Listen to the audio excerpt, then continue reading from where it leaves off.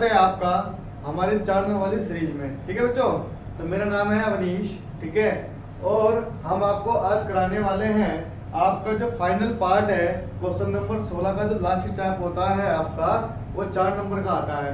But इस साल आपका वो जो पार्ट 4 नंबर के आता था, वो 2024 में आपका 5 नंबर का आने वाला है। ठीक है, तो हम क्वेश्चनों को जो डिफाइन करेंगे वो 5 नंबर के हिसाब से करेंगे। तो बच्चों चलते हैं हमारे नेक्स्ट क्वेश्चन पे। हमारा नेक्स्ट क्वेश्चन है क्वेश्चन नंबर 19। निम्नलिखित पर संक्षिप्त टिप्पणी लिखिए। ठीक है, यानी आपको एक शॉर्ट पैराग्राफ डिजाइन करना है जो आपको यहाँ पर शब्द दिए गए होंगे। तो हमारा जो पहला इसका खंड है, ये 2 भाग में आता है। आपको 2 क्वेश्चन दिए जाएंगे, यानी 2 पार्ट दिए जाएंगे, पार्ट 1 एंड पार्ट 2। तो अभी हम बात करने वाले हैं इसके पार्ट 1 की। जो पूछा गया है आपसे, जेसुपे मैथिनी कौन थे, यानी पूछा गया है आपसे कि जेसुपे मैथिनी के बारे में आप अपने विचार बताइए। तो चलिए जानते हैं इनके बारे में। जैसे हमारे इंडिया के अंदर सुभाष चंद्र बोस, ठीक है, एक क्रांतिकारी नेता थे, ऐसे ही जैसे हमारे इंडिया के अंदर महात्मा गांधी भी एक तरह के क्रांतिकारी थे, ऐसे ही इटली के अंदर जेसुपे मैथिनी एक क्रांतिकारी नेता थे जो बहुत ही यंग एज में लीडरशिप का काम वहां पर कर रहे थे। ठीक है, तो देखते हैं हम इस क्वेश्चन को कैसे डिफाइन करेंगे। तो देखो मैंने क्या लिखा है बच्चों, यहाँ पर जो इसका पॉइंट नंबर 1 है, जेसुपे मैथिनी इटली के एक महान क्रांतिकारी थे, यानी ये जो है बहुत अच्छी तरीके से इटली को डेवलपमेंट करने में क्या करते थे, अपनी अहम भूमिका निभाते थे। जैसे हमारे देश में सुभाष चंद्र बोस थे, महात्मा गांधी थे, पंडित जवाहरलाल नेहरू थे, तो इन लोगों ने क्या करा, देश को आगे बढ़ाने का एक प्रयास करा। ठीक है, ऐसे ही जेसुपे मैथिनी ने क्या करा, वहां पर अपने इटली को बहुत आगे बढ़ाने के जितने प्रयास हो सकते थे उससे ज्यादा प्रयास करने का क्या करा, प्रयास करा, कोशिश करी। ठीक है, और इसका जो पार्ट नंबर 2 यानी क्वेश्चन जो सेकंड पार्ट है इसका बच्चों, वो है इनका जन्म 1807 में जेनोवा, इसको याद रखना, जेनोवा में हुआ था। ठीक है, में हुआ था।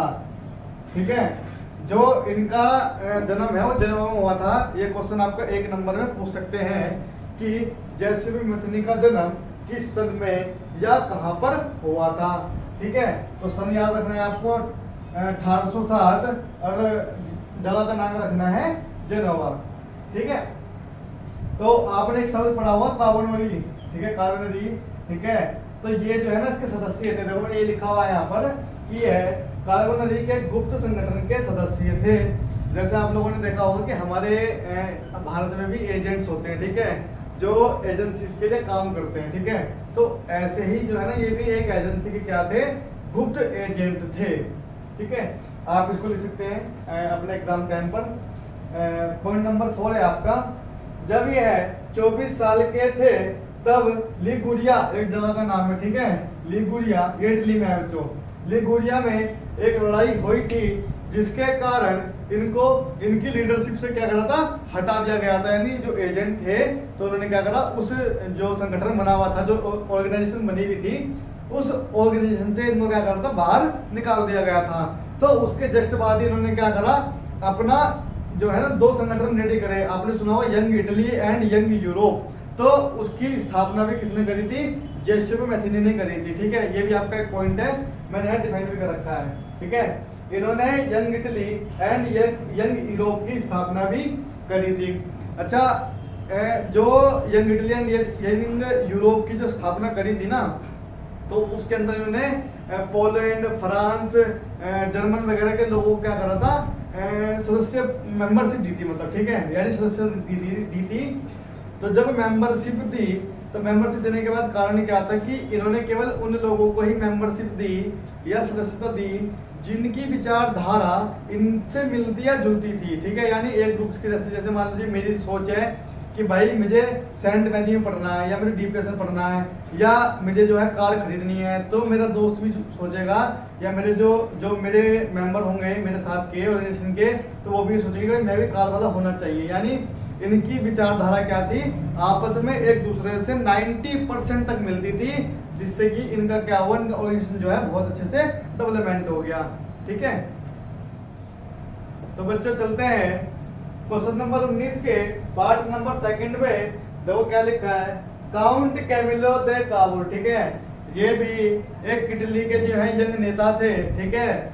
और बच्चों जो इनका नेतृत्व था, यानी जैसे हमारे यहाँ राजतंत्र मतलब राजतंत्र में देखा होगा आपने किस टाइप का राजतंत्र था, बट इटली के अंदर क्या था ना, लोकतंत्र को बढ़ावा दिया जाता था। वहां पर मुख्यमंत्री प्रधानमंत्री इन पदों का काउंट दे काबुल ने क्या करा है, उत्तरदायित्व करा है, यानी उन्हें सीटों पे जाके बैठा है और देश को जो है चलाने में मदद करी है, देश को आगे बढ़ाने में क्या करा है, अपना योगदान दिया है। जैसे इससे पहले हम पढ़ चुके हैं जेसुसुपैथी के बारे में, ठीक है। तो उन्होंने भी क्या करा था, देश को आगे बढ़ाने के लिए यानी शिक्षा के ऊपर जो है जोर दिया और बहुत सारी चीजों में डेवलपमेंट अपना योगदान दिया। ऐसे ही इनके ऊपर भी हम पढ़ेंगे। तो देखो मैंने क्या लिखा है, काउंट कैमिलो दो कावर इटली के सार्डिनिया पिंडमान का मुख्यमंत्री था या मुख्यमंत्री थे, ठीक है।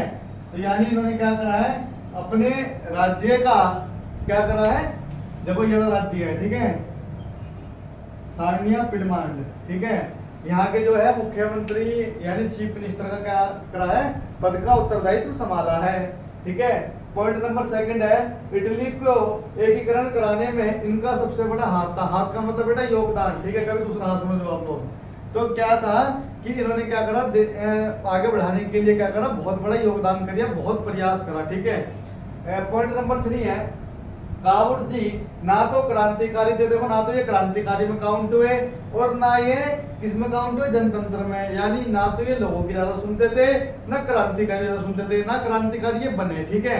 क्योंकि देखो पहले के जमाने में क्या हुआ करता था कि जब कुछ भी बात हुआ करती थी बच्चों, तो क्या करते थे कि हर कोई जो है ना क्रांतिकारी बन के उसे मारेंगे, ये कर देंगे, वो कर देंगे और भीड़ इकट्ठी करके चल दिया करते थे। जैसे आपने देखा होगा कि हमारे इंडिया के अंदर गांधी जी ने बहुत सारे योगदान करे हैं, जैसे आंदोलन करे हैं, ठीक है। तो कभी 10 लोगों को लेके वो चल देते थे, कभी 20 लोगों को लेके चल देते थे, ठीक है। तो क्या करते थे, जब लोगों को लेके जाने का काम करते थे तो वो इस स्वभाव के नहीं थे, ठीक है।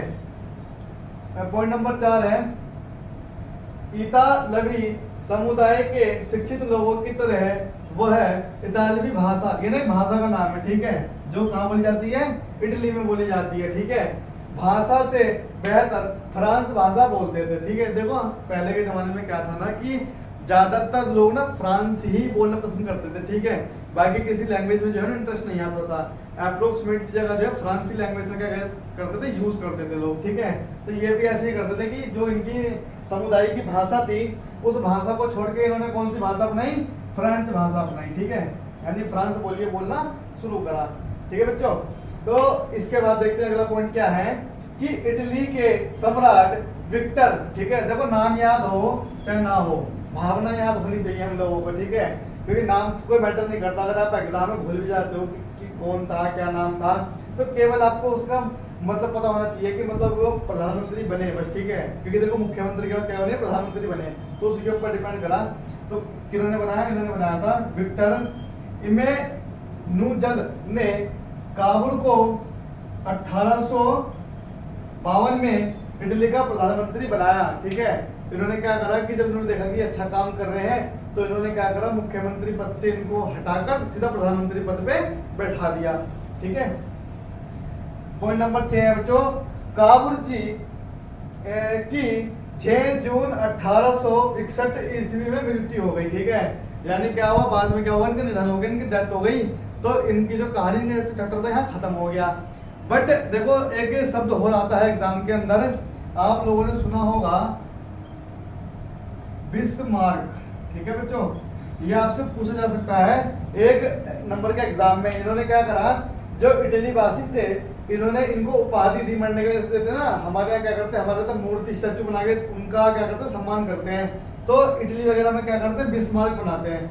इनके मतलब होता है, बिस्मार्क का मतलब होता है इनकी लैंग्वेज में कि ये वहाँ के भगवान कहने लगे, ठीक है, भगवान, ठीक है। ये पूछा गया है एग्जाम में क्वेश्चन कि बिस्मार्क से आप क्या समझते हैं, तो जैसे कि बताओ को बिस्मार्क का मतलब क्या होता है, भगवान होता है, तो आप इसको डिफाइन कर सकते हैं अपने हिसाब से।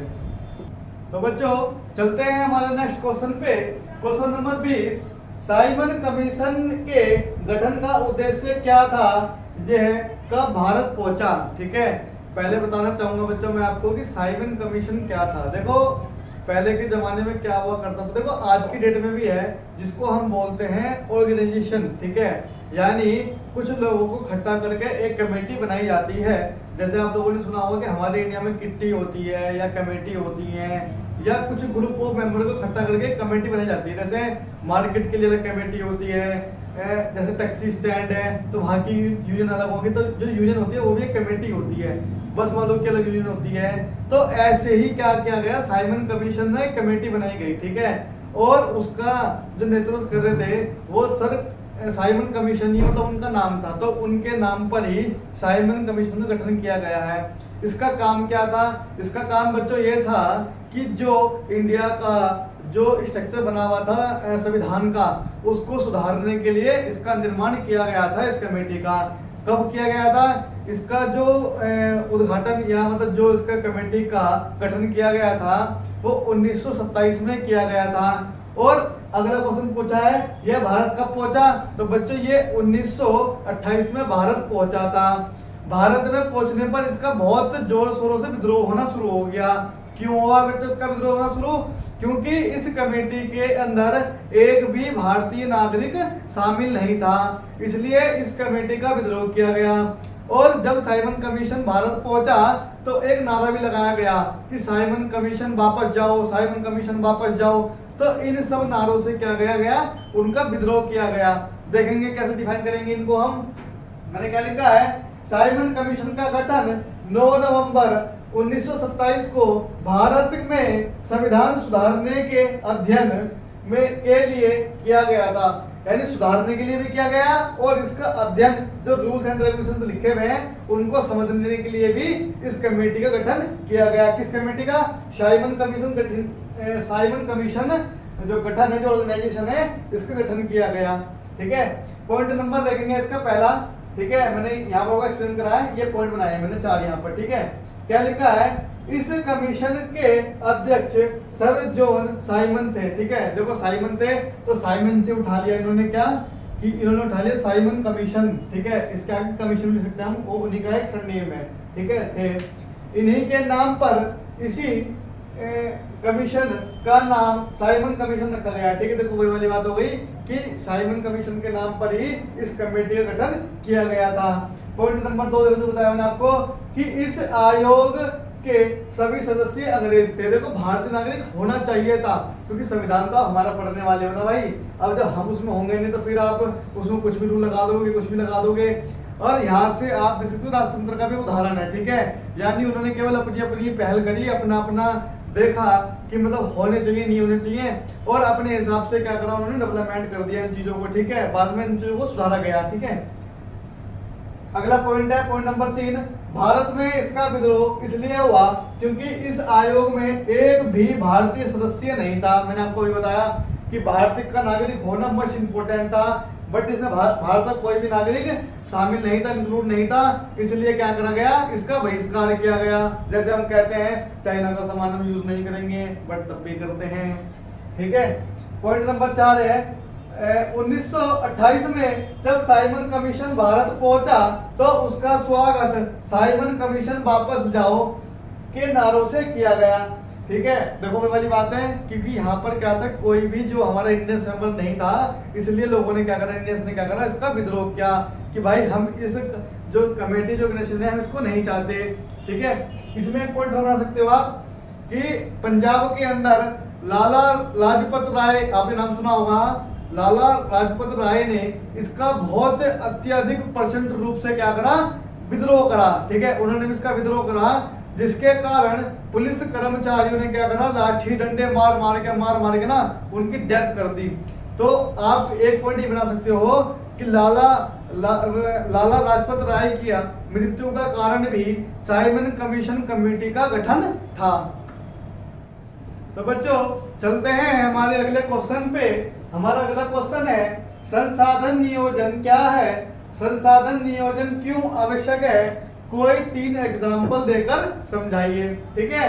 तो बात करते हैं कि संसाधन नियोजन क्या होता है। जैसे कि देखो हम जानते हैं कि देखो हमारे देश के अंदर पेट्रोल कोयला बहुत अधिक मात्रा में क्या था, पाया जाता था, ठीक है। पेट्रोल हम बाहर से इंपोर्ट वगैरह कर लेते थे, ठीक है। कोयला हमारे देश के अंदर ही बहुत अधिक मात्रा में पाया जा रहा था कि हम दूसरे देश को भी इंपोर्ट एंड एक्सपोर्ट का काम कर रहे थे चीज़ों को, ठीक है।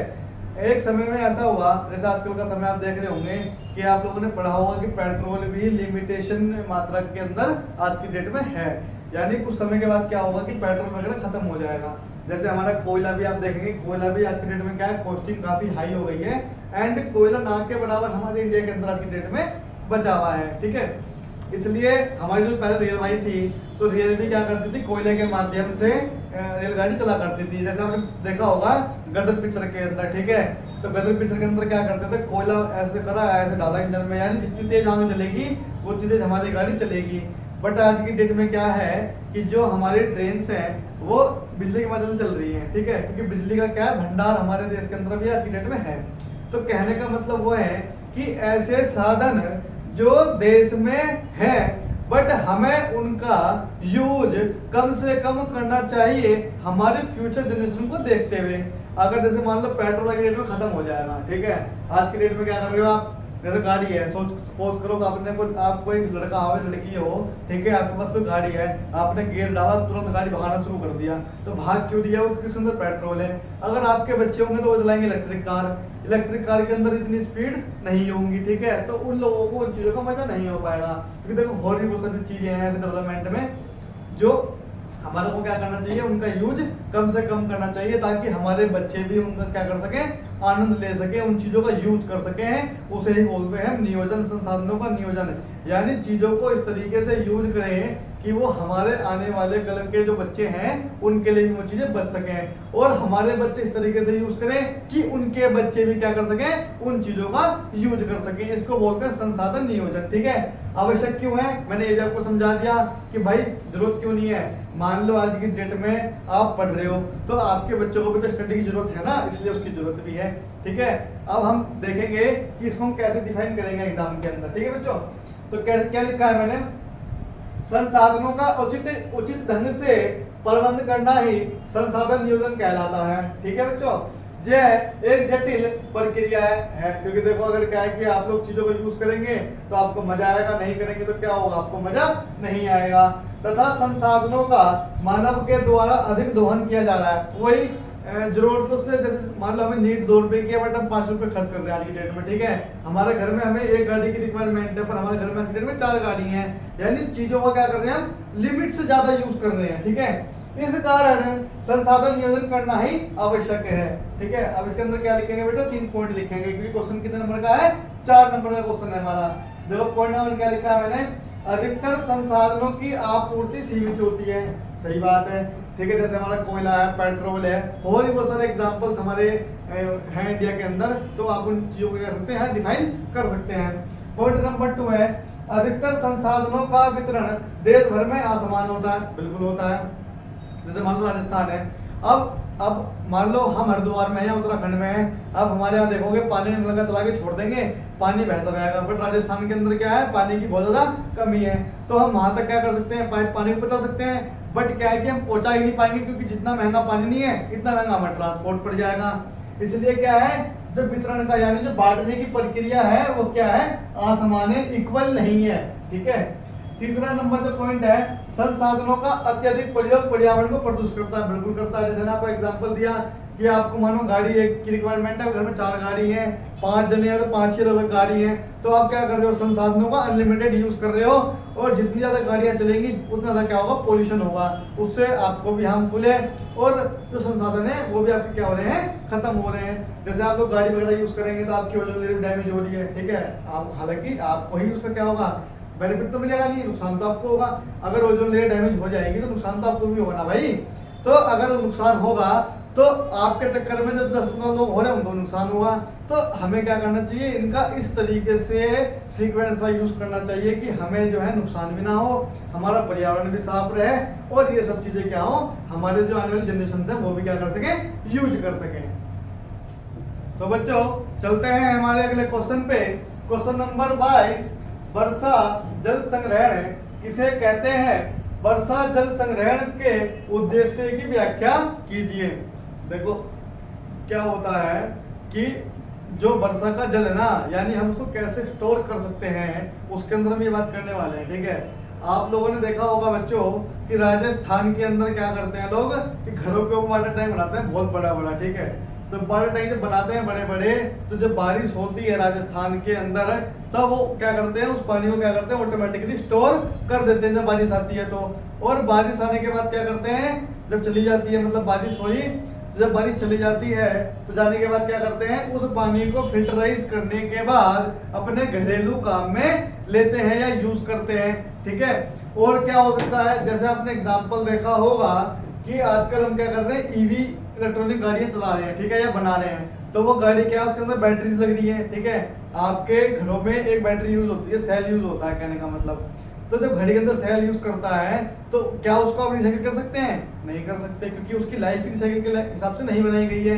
बट जो व्हीकल है, हम क्या कर रहे हैं, एक बार चला रहे हैं, फिर उसे यूज कर रहे हैं, बैटरी डाउन हो गई, फिर उसे दोबारा क्या कर रहे हैं, चार्ज कर रहे हैं, उसके बाद क्या है कि फिर हम उसे यूज कर रहे हैं। तो ऐसे ही क्या करते हैं, जो वाटर है, जो रेन वाटर है, उसको हम संग्रह करने का काम करते हैं, ताकि हम क्या कर सकें, उसको बार बार रिसाइकिल का काम कर सकें। देखो कैसे डिफाइन करेंगे इस क्वेश्चन को। मैंने लिखा है वर्षा जल संग्रह, ठीक है। भूमिगत स्तर लगातार गिरता जा रहा है, क्योंकि देखो क्या है कि आप लोगों को पता है कि जब आप घर के अंदर क्या लगाते हो, नल के लगाते हो, तो आप खुदाई करके क्या करते हो, पाइप गाड़ते हो नीचे से, ठीक है। ऐसे करके एक मशीन आती है, मान लो यहाँ पे लेवल है भूमि का, ठीक है। तो जब मशीन आएगी, आपने कभी ट्यूबवेल लगते हुए देखी होगी, ट्यूबवेल लगती है गांव के अंदर, या हमारे शहरों में क्या लगता है, हैंडपंप लगता है कहीं कहीं पर। तो क्या होता है, मशीन क्या करती है, खुदाई का काम शुरू करती है। तो पहले के जमाने में क्या था, हल्का सा खोदो, पानी जो है यही मिल जाता था। आज की डेट में क्या है कि वो पानी का जो लेवल ना बहुत नीचे चला गया। तो वही कहना चाह रहे हैं हम यहाँ पर कि जो पानी का जो लेवल था धरती के नीचे, बहुत नीचे तक चला गया, मतलब गहराई में चला गया, डीप चला गया बहुत ज्यादा, ठीक है। आगे, अतः जल संग्रह की आवश्यकता है, इस कारण वर्षा जल संग्रह एक महत्वपूर्ण उपाय के रूप में उभरा है। एग्जाम्पल देना चाहूंगा दूसरा, आप लोगों ने देखा होगा कि आज की डेट में गवर्नमेंट सोलर प्लांट के ऊपर ज़्यादा फोकस कर रही है कि हमें जो है सोलर प्लांट लगाने हैं। मतलब चाहे ग्रामीण क्षेत्र हो, चाहे सिटी हो, हर जगह क्या करना, डेवलपमेंट करना है सोलर प्लांट को। तो ऐसे ही क्या करना उन्होंने, बल जो हमारा जो वाटर है, जो रेन वाटर है, उस जमाने में ऐसे ही क्या थी, इसकी डिमांड थी। क्योंकि आप पढ़ रहे हो हिस्ट्री, तो आपकी जो हो रही पुराने जमाने की बात हो रही है, यानी 19वीं शताब्दी की बात चल रही है। आज की डेट में तो ये चीज नहीं करते लोग, ठीक है। क्योंकि पानी का फ्लो क्या है कि इतना पानी लोग व्यर्थ कर देते हैं, जैसे गंगा जी बह रही है तो उसे फिल्टर करके पानी पिला रहे हैं, ठीक है। बहुत सारी चीज़ें आज की डेट में है, तो इसलिए हम आज की डेट में हमें वर्षा का जो वाटर का जो है स्टोरेज सिस्टम है, उसकी रिक्वायरमेंट नहीं पड़ती है, ठीक है। क्योंकि पानी की प्रचुर मात्रा में हमारे पास है, बट बहुत सी जगह नहीं है, जैसे राजस्थान में नहीं है, एग्जाम्पल आपके सामने है। तो वहाँ क्या है कि वहाँ इन सब चीज़ों की क्या करते हैं हम लोग, स्टोरेज का काम करते हैं, ठीक है। आगे देखेंगे, आगामी वर्षों के लिए जल संग्रह करना, यानी जो वर्ष हमारे आने वाले हैं, जो पीढ़ी आने वाली है, जो आने वाले वर्ष है, यानी आज 2023 चल रहा है, 25 के लिए जल का स्टोर करना, 26 के लिए स्टोर करना, कैसे करेंगे। आप लोगों ने डैम देखा होगा, ठीक है। तो डैम के अंदर क्या करते हैं, वहाँ पे तो स्टोरिंग काम ही करते हैं भाई, कि जो पहाड़ों के ऊपर से जो बर्फ का पानी जो पिघल के ग्लेशियर से पिघल जो पानी नीचे की तरफ आ रहा है, तो पानी नीचे की तरफ जो फ्लो में आ रहा है, तो वो डैम में आके स्टोर होता है। तो डैम में आके स्टोर हो रहा है, तो ये भी हमारा एग्जाम्पल होगा वर्षा जल संग्रह का, क्योंकि उसमें कुछ तो हमारा बर्फ का पानी फ्लो होके आ रहा है, एंड कुछ पानी हमारा क्या हो रहा है, जो बरसात हो रही है तो उसका रेनफॉल का पानी भी क्या हो रहा है, वहां पर स्टोर हो रहा है, ठीक है। भूमिगत जल के गुणों को सुधारना, आज की डेट में क्या है, आप लोगों को पता है कि हमारा जो पानी है ना, पथरीला पानी हो गया है। यानी पानी जो पहले के समय का था वो मीठा पानी हुआ करता था, बट आज की डेट में प्रदूषण के कारण या मतलब बहुत सारी ऐसी गैस हैं जो हमारे एनवायरमेंट में पाई जाती है और धरती के अंदर भी उनको होती है। तो उसी कारण क्या है कि जो हमारा वाटर है, तो वो क्या है कि 100% प्योर नहीं है, जिसके लिए हम आज की डेट में प्योरीफाई लगाते हैं, फिल्टर्स लगाते हैं। पहले के समय में ऐसा कुछ नहीं था, पहले का पानी जो है बहुत ज़्यादा प्योर हुआ करता था। तो आज पहले की जो उसकी क्वालिटी, इसकी जो कैरेक्टरिस्टिक्स थे, वो काफ़ी अच्छे थे आज के मुकाबले, ठीक है। क्योंकि आज के मुकाबले पानी जो है वो हमारा मैला है, मतलब प्रदूषित है, ठीक है। उसके बाद पॉइंट नंबर 3 है, शहरों और औद्योगिकरण व्यर्थ पदार्थ को पुनः चक्रण करना। देखो क्या आप लोगों ने सुना होगा कि प्लास्टिक वगैरह क्या है कि रिसाइकिल कर रहे हैं, ठीक है। हालांकि ऐसा पॉसिबल नहीं है, अभी गवर्नमेंट क्या कर रही है, इन सब चीज़ों पे काम कर रही है, वर्क कर रही है। अगर काम हो गया तो बहुत बढ़िया, नहीं हुआ तो कुछ नहीं होगा, ठीक है। तो आप इन क्वेश्चन को ऐसा करके क्या कर सकते हैं, डिफाइन कर सकते हैं। तो बच्चों चलते हैं हमारे नए क्वेश्चन की तरफ। हमारा नया क्वेश्चन है, संघीय शासन व्यवस्था की किन्हीं 4 विशेषताओं का उल्लेख कीजिए। देखो इसके अंदर क्या होता है, 2 गवर्नमेंट्स का रोल होता है, जैसे स्टेट गवर्नमेंट एंड हमारी सेंट्रल गवर्नमेंट। पहले आपको एग्जांपल देना चाहूंगा कि सपोज करो कि हमारी एक गवर्नमेंट है स्टेट गवर्नमेंट, ठीक है जी। तो स्टेट गवर्नमेंट क्या करेगी और सेंट्रल गवर्नमेंट क्या करेगी। देखो मैं 2 एग्जांपल दूंगा आपको। दोनों में क्या होगा कि मानो अगर कोई प्रोजेक्ट आपके सेंटर का है, सेंटर मतलब सेंटर का है यानी केंद्र का है, ठीक है। तो केंद्र में क्या होगा कि जो भी डिसीजन होंगे वो सब सेंटर लेगी। जैसे एग्जांपल के लिए अगर आपकी कोई भर्ती निकली है गवर्नमेंट जॉब की और वो आपकी सेंट्रल लेवल की है, तो स्टेट के लोग उसमें पार्टिसिपेट तो कर सकते हैं, बट जो डिसीजन होंगे वो कौन लेगा, सेंट्रल गवर्नमेंट ही लेगी। ऐसे ही अगर स्टेट के अंदर कोई वैकेंसी निकली है तो उसमें केंद्र का कोई ना कोई रोल तो रहेगा, ठीक है, क्योंकि स्टेट अपने आप में छोटी जगह है और सेंट्रल क्या है कि जो पूरे हमारे देश को संभालता है। बट इसके 90% डिसीजन हमारे किसके होंगे, स्टेट गवर्नमेंट के होंगे। जैसे मैं बताऊं आपको, आपका रोड मैप है, ठीक है। अगर रोड मैप कोई बन रहा है, रोड का डेवलपमेंट हो रहा है, तो उसके अप्रोक्सीमेट डिसीजन 90% डिसीजन किसके होंगे, सेंट्रल गवर्नमेंट के होंगे। बट जो बातचीत, जो कैबिनेट मीटिंग बैठती है, वो बातचीत दोनों स्टेट में होंगे कि क्या इसकी रिक्वायरमेंट है या नहीं है, ठीक है। आगे समझाएंगे। जैसे एग्जांपल और देना चाहूंगा आपको कि मानो एक हमारे देश में होती है आर्मी, ठीक है, आप लोग सभी जानते हैं आर्मी के बारे में। तो आर्मी के जितने भी डिसीजन लेती है वो कौन लेती है, सेंट्रल गवर्नमेंट लेती है। बट अगर कोई शहीद हो गया, आर्मी का डिसीजन हुआ या कोई बोर हो गई, तो बोर होने के बाद क्या होगा, कोई शहीद हो गया, तो शहीद होने के बाद क्या होगा, देखो बॉडी तो सेंट्रल गवर्नमेंट के पास ही पहले आती है, फिर वहां से ट्रांसफर हो जाती है स्टेट के पास, ठीक है। और स्टेट क्या करेगा, स्टेट डिसीजन लेगा, सेंट्रल डिसीजन, दोनों मिलकर डिसीजन लेगी कि इसके परिवार को हमें किस किस सरकारी स्कीम जो होती है वो पूरी करनी है या देनी है। जैसे किसी को 5 करोड़ का बीमा मिल जाता है या 5 करोड़ रुपए कैश मिल जाते हैं, कोई घटना हो गई, कोई बोर हो गई, तो हमें क्या मिलता है, मुआवजा मिलता है, ठीक है। तो वही वाली बात होती है यहाँ पर कि दोनों का जो है अपने आप में अहम रोल होता है। ये दोनों दूसरे पर निर्भर होती है। अगर स्टेट नहीं होगा तो सेंटर कहाँ से बनेगा, और सेंटर तब बनेगा जब स्टेट होगा, ठीक है। देखेंगे कैसे डिफाइन करेंगे इस क्वेश्चन को। पहला पॉइंट है, संघीय शासन व्यवस्था 2 स्तरों पर सरकार गठन होती है, यानी 2 प्रकार से क्या होता है, गठन होता है। पहला कौन सा होता है, केंद्र यानी सेंट्रल गवर्नमेंट, और राज्य सरकार का मतलब होता है हमारी स्टेट गवर्नमेंट, ठीक है। चलो आगे।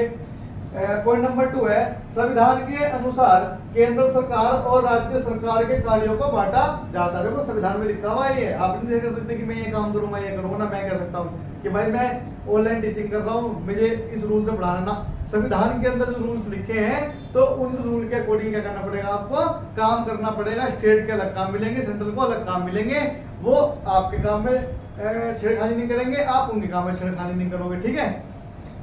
पॉइंट नंबर 3 है, संघीय शासन व्यवस्था में संविधान को सर्वोच्च अधिकार दिया गया है, ठीक है, ठीक है। क्योंकि सब लोग क्या करते हैं, अपना अपना काम ईमानदारी से करते हैं, 100% अपना देकर चीजों को क्या करते हैं, डेवलपमेंट करते हैं, और नए नए रूल्स को क्या करते हैं, डेवलपमेंट करते हैं। जैसे आप लोगों को पता होगा कि ट्रैफिक के रूल चेंज होते रहते हैं, ठीक है। तो ट्रैफिक के रूल भी कौन चेंज करता है, दोनों गवर्नमेंट मिलकर चेंज करती है। ऐसा नहीं कि सेंट्रल से गवर्नमेंट के ऑर्डर पास हो गए कि इसका रेट ये कर दो, भाई स्टेट में अगर मर्जी है तो वो होगा, नहीं है तो नहीं होगा, ठीक है। अगला पॉइंट है, केंद्र सरकार और राज्य सरकार में किसी प्रकार का कोई विवाद हो तो न्यायिक क्या होता है, कोर्ट, ठीक है, कोर्ट सुलझाती है। देखो सीधी सी बात है, अगर किसी प्रकार का कोई भी आपसे झगड़ा होता है आप लोगों में भी, तो पहले आप जाएंगे स्टेशन, और स्टेशन से कहाँ जाएंगे, आप कोर्ट जाते हैं, ठीक है। तो जो भी डिसीजन होते हैं, लड़ाई झगड़े जो होते हैं, उसको सॉर्ट आउट कौन करती है, हमारी न्यायपालिका करती है, हमारा कोर्ट करता है। 100% आपका सोल्यूशन यही करा के देंगे, चाहे उसमें 5 साल लगे, चाहे 2 साल लगे, चाहे 6 महीने लगे। आपका जो भी डिसीजन होगा वो कौन करके देगा, झगड़े का सॉर्ट आउट कौन देगा, न्यायपालिका करके देगी। तो बच्चों चलते हैं हमारे अगले क्वेश्चन की तरफ। उससे पहले आप क्या करेंगे कि जो आपका क्वेश्चन नंबर 23 था, इंग्लिश मीडियम वाले बच्चे इसको मेंशन कर लेंगे, ठीक है। वो क्वेश्चन जो है वाला मेरे को नोट हो गया था गलती से बाय मिस्टेक, तो आप उसकी जगह क्या नोट कर लेंगे, ये वाला क्वेश्चन नोट कर लेंगे। इसमें भी आपको 4 रीजन देने हैं, ठीक है। तो अब चलते हैं अपने क्वेश्चन पे कि किन्हीं 4 संवैधानिक प्रावधानों का उल्लेख कीजिए जो भारत को धर्मनिरपेक्ष राज्य बनाते हैं। यानी कोई ऐसे 4 कारण देने हैं जो भारत को क्या बनाते हैं, एक धर्मनिरपेक्ष राज्य बनाते हैं। जैसे मैं आपको पहले ही बता चुका हूं अपने पार्ट 2 में, पार्ट 1 के अंदर, कि हमारे जो भारत है वो धर्मनिरपेक्ष राज्य है, क्योंकि यहाँ पर सिख, ईसाई, मुस्लिम किसी को भी मतलब ऐसा कोई राइट नहीं है कि हम जो है उनको उनके धर्म का प्रचार करने से रोक सकें, या उनको जो उनके प्रथाएं होती हैं उन्हें करने से हम यहाँ पर मना कर सकें। तो भारत में सभी को अपना अपना अधिकार है कि वो अपने धर्मों का प्रचार प्रसार बड़े प्यार से कर सकते हैं। दूसरा, हमारे यहाँ क्या है कि लोगों को समानता का प्रतीक कराया जाता है यहाँ पर। जैसे बच्चों बताऊं मैं आपको कि आपने देखा होगा कि बच्चे एक ही स्कूल के अंदर बैठ के क्या करते हैं, एजुकेशन प्राप्त करते हैं। हमारे यहाँ ऐसा कोई रूल नहीं है इंडिया के अंदर कि सेक्शन 1 के अंदर मुसलमान बैठेंगे, सेक्शन बी के अंदर एससी वाले बैठेंगे, मतलब ऐसा कोई रूल नहीं है। आप एक ही क्लास के अंदर बैठ के आराम से एजुकेशन का मजा ले सकते हैं। ऐसे ही आपको क्या है कि 4 नियम बताने हैं बच्चों को। तो जैसे पहला नियम बताऊं आपको मैं कि हमारे देश के संविधान के अनुसार धर्म एवं राज्य परस्पर एक दूसरे के आंतरिक मामलों से दूर रहेंगे। कहने का मतलब क्या है कि अगर किसी कारण से कोई भी कुछ होता है तो राज्य उसके अंदर क्या करेगा, कोई रूल नहीं करेगा। जब वो मामला थोड़ा हाई लेवल का हो जाएगा तो उसके बाद राज्य क्या करेंगे, इन्वॉल्व होते हैं उस मैटर के अंदर। अब मान लो मैंने किसी को मार दिया, वो पंजाबी निकल गया, तो ये थोड़ी कि मुख्यमंत्री आएगा आपसे कि भाई तुमने इसे क्यों मार दिया। तो ये वाला रीजन है, ठीक है। उसके बाद कहते रखा है कि तथा राज्य के दृष्टिकोण से सभी धर्म एक समान है। देखो वही वाली बात आ गई कि देखो राज्य मैटर करता है। राज्य ने आपको कह रखा है कि भाई यहाँ पर सभी लोगों को जीने का अधिकार है अपने हिसाब से, ठीक है। पर छोटी मोटी मिस्टेक्स पे क्या होगा, राज्य क्या होगा, उत्तरदायी नहीं होगा। अगला पॉइंट देखते हैं, संविधान अनुच्छेद 14 में स्पष्ट है, यानी अनुच्छेद में लिखा गया है कि सभी व्यक्ति एक समान है, ठीक है। यानी किसी में किसी प्रकार का कोई भेदभाव नहीं होगा। जैसे मैंने आपको लास्ट वीडियो में एग्जांपल दिया था कि पुलिस स्टेशन ऐसा तो है नहीं कि पंजाबियों के अलग हैं, हिंदुओं के अलग हैं, मुसलमानों के अलग हैं, सिखों के अलग हैं। तो एक जीरा एग्जांपल आपको दिया था मैंने कि यहाँ पर क्या होता है कि अगर किसी भी समुदाय का कोई भी मैटर होगा तो उसके लिए क्या होगा, एक ही सेम स्टेशन होगा, ठीक है। ऐसे ही आपका कोर्ट भी है, ठीक है। अब ऐसा तो कहीं है नहीं किसी स्टेट के अंदर कि भाई यहाँ पर जो है इस स्टेट के अंदर पंजाबी रहते हैं तो यहाँ पंजाबी का कोर्ट होगा, सिखों का कोर्ट दूसरा होगा, या तहसील दूसरी होगी, या बसें दूसरी होंगी, या रेल दूसरी होंगी, ऐसा कुछ नहीं है। तो यही सब एग्जाम्पल आप क्या कर सकते हैं, डिफाइन कर सकते हैं। अगला पॉइंट देखेंगे, भारत में प्रत्येक व्यक्ति अपना धर्म परिवर्तन कर सकता है और प्रचार प्रसार कर सकता है। देखो क्या है कि बहुत से लोग ऐसे होते हैं कि भाई जैसे मुसलमान है उसे हिंदू बनना है तो बन सकता है, उस पर कोई रोक टोक नहीं है, कोई कानूनी कार्रवाई नहीं होगी, बट उसकी खुद की इच्छा होनी चाहिए। समुदाय या कुछ कुछ भी क्या वो मैटर नहीं करता। अगला पॉइंट देखेंगे, भारतीय अनुच्छेद 28 के द्वारा प्रावधान है कि साक्ष्य राजकीय और अन्य सभी गैर सरकारी शिक्षा संस्थानों में धर्म का प्रचार प्रसार नहीं कर सकते।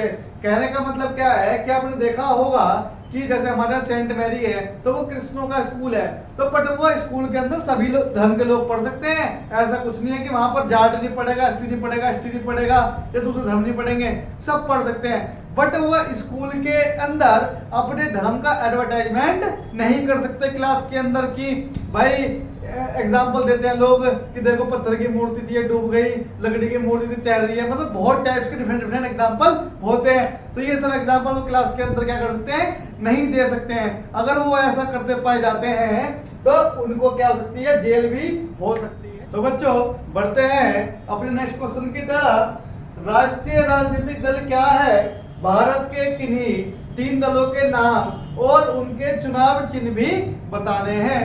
देखिए क्या होता है कि राजनीतिक दल वो होता है या राष्ट्रीय दल वो होता है कि जो पार्टी नेशनल लेवल पर काम कर रही है उसको हम क्या बोलते हैं, नेशनल पार्टी बोलते हैं। जैसे हमारी बीजेपी हो गई, कांग्रेस हो गई, बसपा हो गई, मतलब बहुत सारी पार्टीज के केवल जो है 7 पार्टीज ऐसी हैं जो नेशनल लेवल पे क्या कर रही है, काम कर रही है।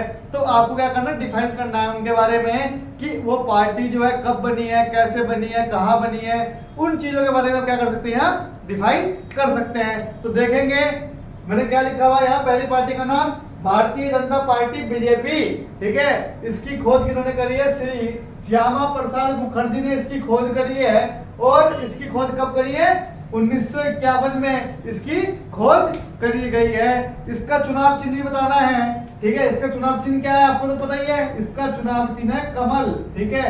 अगर हो सके तो कमल को ड्रॉ कर लेना, वरना लिख देना इसका चुनाव चिन्ह क्या है, कमल है। सेकंड पार्टी की तरफ चलेंगे। सेकंड पार्टी है हमारी भारतीय राष्ट्रीय कांग्रेस, ठीक है। आप लोग जानते हैं राहुल गांधी को, वो कांग्रेस के क्या है इस टाइम, अध्यक्ष हैं पूरी पार्टी के। बट इसकी शुरुआत किन्होंने करी है, दादा भाई नौरोजी और दिनसा वाचा ने इसकी शुरुआत करी है। हमारे भारत की सबसे पुरानी पार्टी कांग्रेस पार्टी है। सुभाष चंद्र बोस, महात्मा गांधी, जितने भी मतलब पुराने लीडर्स हैं, ये सब कौन सी पार्टी के थे, कांग्रेस पार्टी के थे। इसकी खोज कब करी गई है, या इसकी स्थापना 28 दिसंबर 1885 में इसकी खोज करी गई है, या इसकी स्थापना करी गई है। इसके अंदर आरएसएस के भी बहुत बड़े बड़े उच्च अधिकारियों के, जो आरएसएस के संस्थापक थे, उनका भी बहुत बड़ा रोल रहा है कांग्रेस पार्टी को स्थापना करने का, एस्टेब्लिश करने का, ठीक है। हमारी तीसरी पार्टी है, आप जानते हैं, अच्छा सॉरी, इसका चुनाव चिन्ह क्या है, इसका चुनाव चिन्ह है हाथ, ठीक है। आप हाथ को ड्रॉ कर लेना, और ड्रॉ ना कर पाओ तो फिर आप लिख देना कि इसका चुनाव चिन्ह क्या है, हाथ है। बढ़ते हैं अगली तरफ। हमारा जो पॉइंट नंबर 3 है वो है बहुजन समाज पार्टी, ठीक है। इसकी जो शुरुआत है वो श्री कांची राम जी ने करी है, और 14 अप्रैल 1984 यानी 84 में क्या करा है, इस पार्टी का गठन किया गया है। इसका चुनाव चिन्ह क्या है मैं नहीं बताऊंगा, ये आपका होमवर्क है। तो बच्चों चलते हैं इस सीरीज के हमारे नेक्स्ट क्वेश्चन पे। हमारा क्वेश्चन नंबर 26 है, असंगठित क्षेत्रों के श्रमिकों के संरक्षण के उपाय लिखिए। 4 नंबर में क्वेश्चन है, तो 2-3 चीज आपको डिफाइन करनी पड़ेगी। देखो क्या होता है असंगठित क्षेत्र का मतलब कि ऐसे ऑर्गेनाइजेशन जहां पर वर्कर तो काम करते हैं, बट उनको उनकी जरूरत के हिसाब से या जितना उनसे काम लिया जाता है उसके एवरेज में उनको उतना पैसा नहीं दिया जाता है, या मेडिकल फैसिलिटीज वगैरह भी नहीं दी जाती है। और आप लोगों को जैसे पता है कि लेबर जो है बड़ी मेहनत से बड़ा काम करती है, और जब काम करती है तो कुछ ऐसे क्षेत्र हो जाते हैं कि जैसे मान लो वेल्डिंग का काम कर रही है, तो उनको सुरक्षा के लिए भी कोई ऐसे आइटम्स नहीं दिए जाते कंपनी की तरफ से कि वो अपनी बॉडी को क्या कर सके, प्रोटेक्ट कर सके। यानी जो हम काम करा रहे हैं मतलब काम के एवरेज में उनको उतना पैसा, और अगेंस्ट में क्या है कि उनको स्वास्थ्य, मेडिकल ट्रीटमेंट, ट्रैवलिंग जैसी फैसिलिटीज या हॉलीडे जैसी फैसिलिटीज भी प्रोवाइड नहीं होती। जैसे बच्चों अभी हमारा जून चल रहा है, तो जून के अंदर क्या है कि आपकी तो छुट्टियां पड़ी हुई है, बट स्कूल वाले क्या कर रहे हैं आपसे उसके एवरेज में पैसा या आपकी फीस क्या कर रहे हैं, चार्ज कर रहे हैं। तो इसी प्रकार क्या होता है कि जब कोई लेबर काम करती है तो वो जितने दिन काम करेगी उतने ही दिन का क्या मिलता है, उसे पैसा मिलता है। और अगर वो जितने दिन काम नहीं करेगी तो कोई भी कंपनी उसको उतने दिन का पैसा वर्कआउट नहीं करेगी। इसमें भी 2 तरीके के हमारे क्या होते हैं, टाइप्स होते हैं। पहला टाइप कि जो हमारा मेंबर है वो कंपनी बेस है, यानी कंपनी ने क्या कर रखा है, उसको हायर कर रखा है कुछ सालों के लिए। एक जो दूसरा टाइप है, दूसरे टाइप में क्या होता है, कुछ लोग ऐसे होते हैं जो कंपनी के अंदर क्या करते हैं, ठेकेदारी करते हैं, यानी वर्कर को सप्लाई करने का काम करते हैं।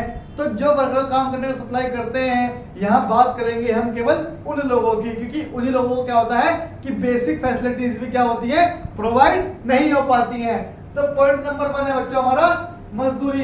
देखो जैसा कि आपको पता है कि मजदूर कम से कम 10 से 12 घंटे डेली काम करता है, और उसको ट्रेवलिंग का भी कोई बेनिफिट नहीं मिलता है। जैसे सपोज करो कि आप लोग को एग्जाम्पल हो कंपनी का या अपने स्कूल का, आपको अगर आप दूर से ट्रैवल कर रहे हैं तो आपका जो टाइम ड्यूरेशन वहाँ खर्च होगा, आपको उसका भी क्या मिलेगा, पैसा नहीं मिलेगा। तो वो क्या है कि आपके लिए आपका टाइम वेस्ट हो रहा है।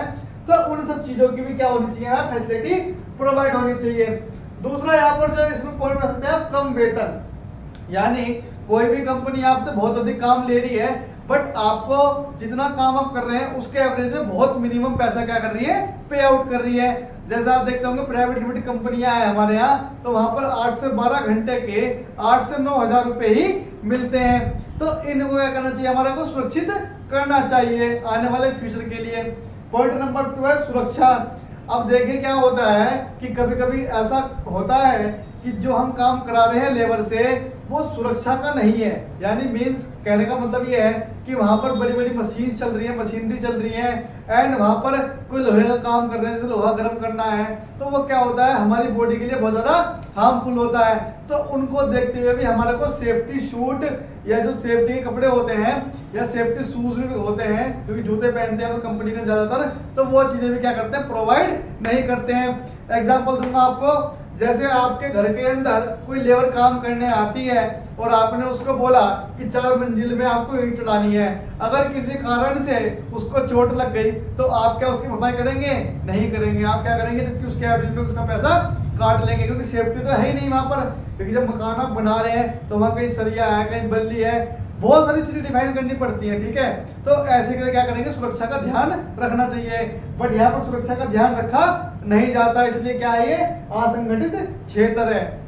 पॉइंट नंबर 3 है स्वास्थ्य। जैसे मैंने आपको कहा कि माना कि कोई हमारा हेल्पर है या कोई वर्कर है, ठीक है, उसने क्या करा बच्चों कि उसने कुछ ही दिन काम कर पाया क्योंकि उसकी तबीयत क्या थी, खराब चल रही थी।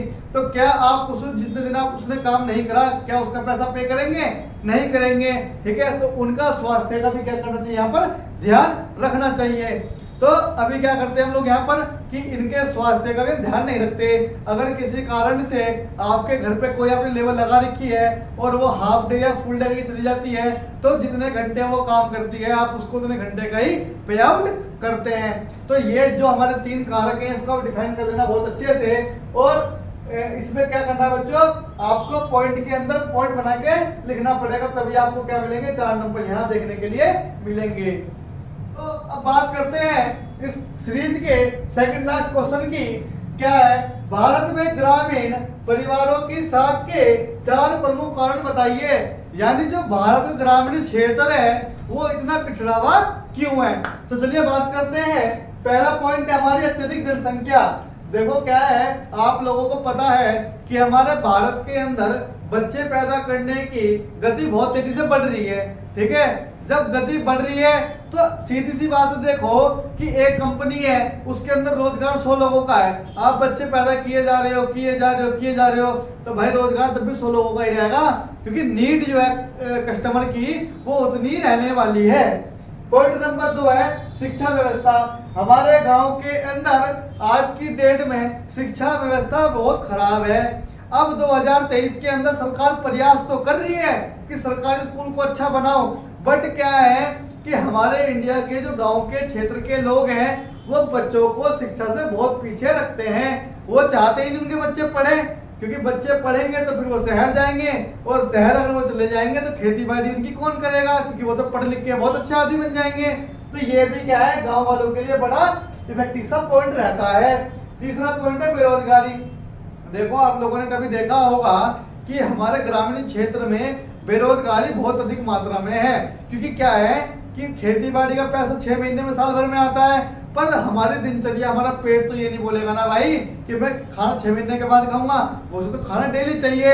तो क्या करते हैं, जो गांव के परिवार के लोग होते हैं उसमें से कुछ सदस्य शहर की तरफ आ जाते हैं काम करने के लिए, रोजगार करने के लिए। तो ये पॉइंट भी बना के लिख सकते हैं कि बेरोजगारी गांव के लोग अपना घर बार छोड़कर शहर की कंपनियों में काम करने के लिए आ जाते हैं, ठीक है। पॉइंट नंबर 4 है विफल सरकारी योजनाएं। अब देखो आप लोगों को अच्छे से पता है कि सरकार की स्कीम तो निकलती है, अनाउंसमेंट तो होता है, बट वो आप लोगों तक पहुंच नहीं पाती। क्यों? क्योंकि लोग खाने वाले इतने बैठे हैं बीच में कि मानो कि अगर सेंट्रल गवर्नमेंट ने 100 रुपए की स्कीम निकाली गांव वालों के लिए, शहर वालों के लिए, तो भाई सेंट्रल तक आते आते जो स्कीम ऐसे निकली, स्टेट तक आते आते वो 50 बचेंगे, विधायक की जेब तक जाते वो 25 रुपए बचेंगे, फिर आपके पार्षद वगैरह बचेंगे, तो फिर आप वो 10 रुपए क्या होंगे, 100 रुपए वहां से चलेंगे, 10 रुपए क्या मिलेंगे, वो आप लोगों के यूज के लिए मिलेंगे। अब 10 रुपए में किस किस का भला करेगी गवर्नमेंट, किसी का नहीं कर सकती है। तो गवर्नमेंट स्कीम तो निकाल रही है, बट स्कीम वो आप तक नहीं पहुंच पा रही है। तो ये भी क्या है, एक हमारे लिए हानिकारक वाली चीज है कि भाई हम तक ये चीजें नहीं पहुंच रही है। ठीक है, विफल सरकारी योजनाओं में आप ये चीजें लिख सकते हो, और भी बहुत सारे एग्जाम्पल हैं। ठीक है, जैसे लड़कियों को पढ़ाने के लिए क्या करती है सरकार, बहुत बढ़ावा कर रही है कि बच्चों को पढ़ाओ, हम दो, हमारे दो, बट क्या लोग मान रहे हैं, नहीं मान रहे हैं। तो ये सब चीजें क्या कर सकते हैं आप इसके अंदर क्वेश्चन के अंदर कवर अप कर सकते हैं। 4 पॉइंट बता दिया आपको। अतिरिक्त जनसंख्या, यानी हमारे देश की आबादी बहुत ज्यादा है। ठीक है, शिक्षा व्यवस्था, हमारे ग्रामीण क्षेत्र के बच्चे पढ़ाई के मामले बहुत पिछड़े हुए हैं। ठीक है, बेरोजगारी, अपना घर बार छोड़ के क्या करते हैं लोग, शहर की तरफ चल सकते हैं या चले जाते हैं। विफल सरकारी योजना, सरकार से स्कीम तो निकलती है बट वो स्कीम हमारे तक नहीं पहुंचती है। तो बच्चों चलते हैं हमारे नेक्स्ट क्वेश्चन के ऊपर। क्वेश्चन नंबर 28, ये हमारी सीरीज का लास्ट क्वेश्चन होने वाला है। वैश्वीकरण की प्रक्रिया में बहुराष्ट्रीय कंपनी की भूमिका को समझाइए। कहने का मतलब क्या है कि ऐसी कंपनियां जो व्यापार करने के लिए दूसरे देश से हमारे देश में आती हैं और फ्री में सर्विस क्या करती है, प्रोवाइड करती है, यानी आपसे कोई चार्ज नहीं लेती हैं। बहुत सी कंपनियां आपसे पैसा चार्ज करती हैं, पर बहुत सी कंपनियां पैसा चार्ज नहीं करती हैं। समझेंगे, देखें कैसे, कि सेवाओं के मुक्त प्रवाह से। देखो आप लोगों को एग्जांपल देता हूँ, फेसबुक है, इंस्टाग्राम है, यूट्यूब है, ये क्या हमारी इंडिया की कंपनी है? नहीं है, ये कंपनी बाहर की है। बट जो कंटेंट, जैसे आप मुझे देख पा रहे होंगे, तो क्या मैं आपसे कोई चार्ज ले रहा हूँ? क्या ये यूट्यूब की कोई वीडियो आपसे कोई पैसा चार्ज कर रही है? नहीं कर रही है। तो इसमें क्या बोलेंगे कि सेवाओं का क्या हो रहा है, फ्री ऑफ कॉस्ट क्या हो रहा है, प्रवाह हो रहा है, यानी ट्रांसफर हो रहा है। वो सर्विस हमारे तक आ रही है, हम उनको अगर कोई दूसरी सर्विस दे रहे हैं। पॉइंट नंबर 2, विदेशी निवेश के मुक्त प्रवाह, यानी जो विकसित देश हमारे जो बाहर से काम करने के लिए आ रखे हैं, जैसे आप लोगों को एग्जांपल दूंगा, ऑल्टो 100 है, मारुति की कंपनी है, बाहर की कंपनी है, बट उसने क्या करा, हमारे इंडिया के अंदर पैसा खर्च करके अपने प्लांट को डेवलपमेंट करके हम लोगों को क्या कर रही है, सर्विस प्रोवाइड कर रही है। यहाँ पर फ्री कुछ नहीं है, लिखा है केवल हेडिंग में, बट वो तो फ्री ऑफ कॉस्ट नियत से आई ना काम करने के लिए। अब कस्टमर अगर गाड़ियां पसंद करेंगे तो उनको पैसा क्या मिलेगा, प्रॉफिट मिलेगा। और कस्टमर अगर पैसा या गाड़ी उनकी पसंद नहीं आएगी तो कस्टमर उनको क्या पैसा पे आउट करेगा, नहीं करेगा। ठीक है, वो डिपेंड करता है कि आप यहाँ पर आकर कैसी सर्विस हमारे को प्रोवाइड कर रहे हैं। पॉइंट नंबर 3 है टेक्नोलॉजी के मुक्त प्रवाह। ठीक है, यानी कहने का मतलब क्या होगा, आप लोगों ने सुना होगा कि जापान के अंदर फार्मिंग के लिए नई नई टेक्नोलॉजी का क्या हो रहा है, डेवलपमेंट हो रहा है। यानी किसी देश की टेक्नोलॉजी वो हमारे तक यहाँ पहुंच रही है और उसके लिए हमें क्या करना पड़ रहा है, कोई कॉस्टिंग पे नहीं करनी पड़ रही है, केवल नॉलेज के लिए। अगर यूज करना है तो केवल उसकी कॉस्टिंग हमें देनी पड़ती है। जैसे आप लोग वीवो, ओप्पो के मोबाइल यूज करते हैं तो टेक्नोलॉजी का आपको पता तो है कि वो टेक्नोलॉजी किस बेस पे बनी है, उसके फीचर्स कैसे हैं। बट अगर आप उसका यूज करना चाहते हैं तो आपको अगेंस्ट में क्या करना पड़ता है, पैसे पे करने पड़ते हैं। बट क्या नॉलेज के लिए आपको पैसे पे करने पड़ते हैं? नहीं पे करने पड़ते। यानी टेक्नोलॉजी का आदान प्रदान हम कर पा रहे हैं फ्री ऑफ कॉस्ट। जैसे यूट्यूब हो गया, तो यूट्यूब पे क्या कंटेंट आपको बहुत सारे मिल जाते हैं कि वो हमारे देश के भी हैं और हमारे विदेश के भी हैं। ठीक है, श्रम के मुक्त प्रवाह, यानी श्रम का जो मुक्त प्रवाह हो रहा है, यानी जो मजदूर हैं उनसे फ्री ऑफ कॉस्ट काम कराया गया। ये बात अभी की नहीं हो रही है, पुराने टाइम की बात हो रही है। आप लोगों को पता होगा कि हमारे भारत में ईस्ट इंडिया कंपनी आई थी। ठीक है, तो ईस्ट इंडिया कंपनी ने क्या करा कि भारत के कुछ श्रमिकों को उठाकर कहाँ ले गई, अमेरिका ले गई। अगर आप जानते हैं तो अच्छी बात है, वरना आप इस पॉइंट को नोट कर लेना कि ईस्ट इंडिया कंपनी ने क्या करा कि यहाँ से कुछ श्रमिकों को उठा के कहाँ ले गई, अमेरिका ले गई। उनसे केवल उन्हें पीने का खाना, मतलब खाने के लिए खाना और पीने के लिए पानी दिया करती थी, और अगेंस्ट में क्या करा करती थी, उनसे कम पैसे देकर बहुत ज्यादा काम लिया करती थी। ठीक है, तो पॉइंट नंबर 4 हो गया स्थानीय कंपनी की सर्जन। ठीक है, कहने का मतलब क्या है कि स्थानीय कंपनी में क्या करती है, आपसे बहुत ज्यादा काम कराती है और उसके अगेंस्ट में आपको पैसा क्या करती है, कम पे आउट करती है।